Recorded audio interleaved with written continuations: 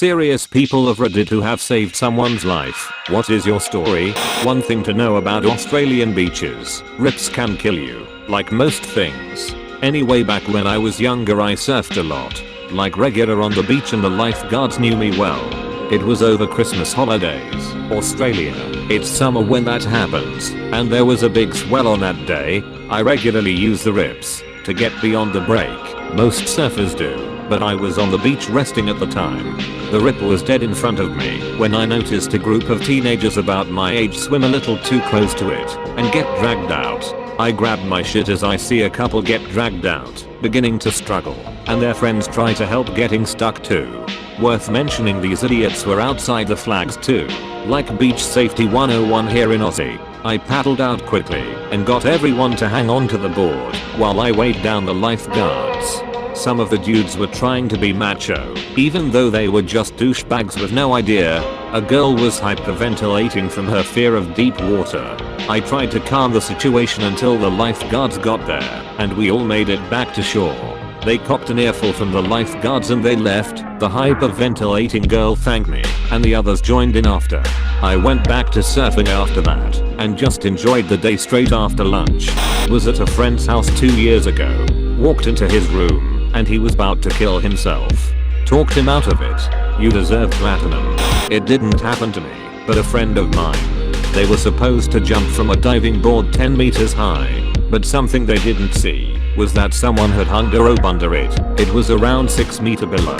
So when my friend jumped for the first time, they got their hand in the loop of the rope, and their hand got ripped off. My friend were the one to jump after him and get him out of the water. After he got him out, he swam out and got the arm. It was a truly amazing story. I'm not sure if they reattached the arm. I haven't talked to the person because it's a friend of my friend.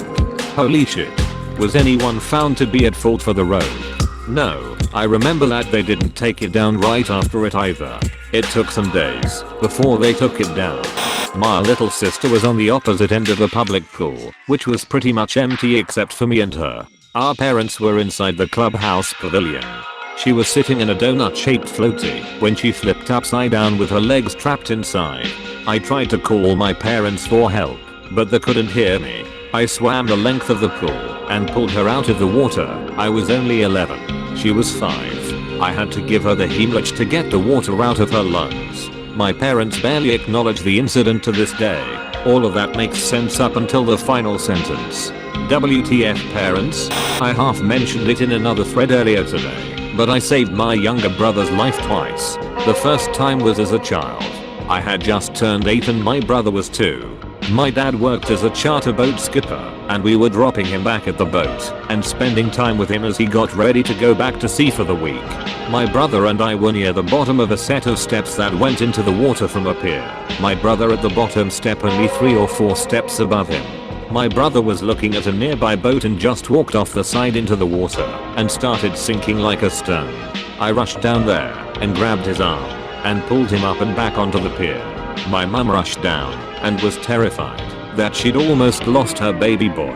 I was in my uniform, so it must have looked almost like propaganda for the Cub Scouts. I remember someone giving me a can of Fanta for being a brave boy and missing my scout meeting that night. The second time was as an adult. My brother, now in his early 20s, had come to visit me, and we'd gone out drinking with some friends of mine. I picked him up from the train station and we went straight to the bar. My brother isn't good at holding his beer, so he eventually got in an argument with someone and stormed off with his suitcase. I followed him down the street and caught up with him as someone was trying to steal his bag. Just as I stepped in between his and his assailant, the mugger swung a knife at him. I knocked the knife out of his hand, pretty much by the luck of being in the right place at the right time, but was unlucky enough to have not seen the mugger's friend come running from a dark alleyway, who proceeded to punch me in the back of the head, knocking me unconscious. According to a witness, I apparently bounced off the street, rolled over, and then the guy that hit me stomped across my mouth before they ran off. I ended up losing 11 molars, plus my front teeth snapped off after going through my bottom lip. When it came to the government helping with my medical bills, they paid 4 crowns on my front 2 teeth, but we had to pay to get the shards of the rest of those teeth removed. So now the better part of a decade later I'm missing half my teeth and lost some of my depth perception due to the head trauma. I still can't shoot threes like I used to, but I'd go through it all again a million times to keep my brother alive. Damn dude, you must be your brother's guardian angel or some shit. I'm just glad he's alive. Don't know what I'd do if something happened to him. It was about 10 years ago. We were in a restaurant and apparently I saved my choking wife by performing the Heimlich maneuver on her. I have no memories of the whole incident. My mind has blocked it or not recorded it at all. I find it wild that the brain can do this to our memories. Not to mention it's probably a vivid memory for your wife, yet you don't recall a thing. Whitewater rafting accident. I was with my younger sisters and step-grandpa. Our raft went over in class 4 rapids. We went through hanging on the side of the raft, drowning, and almost hypothermic. Early June and the Rockies snow melt is cold. I was the only one who stayed calm. I managed to pull the raft close enough to the riverbank that some bystanders could grab our line. If we had been 2 inches farther off, we would have missed them entirely and been in the river for at least another mile, at which point we all would have drowned for sure. A friend couple of my parents came home to Suka one night. They had a daughter about 5-6 years. We had a sofa laying against a staircase with a ramp. I was playing video games on the couch and their daughter was jumping on the couch laughing her ass off. I glanced at her for a second and she jumped just high enough to go over the ramp. We are talking about a 15-foot drop on her head. I threw my controller and rushed to her just quick enough to grab her leg before she fell over the ramp into the staircase. I pulled her back in the sofa and sat her down.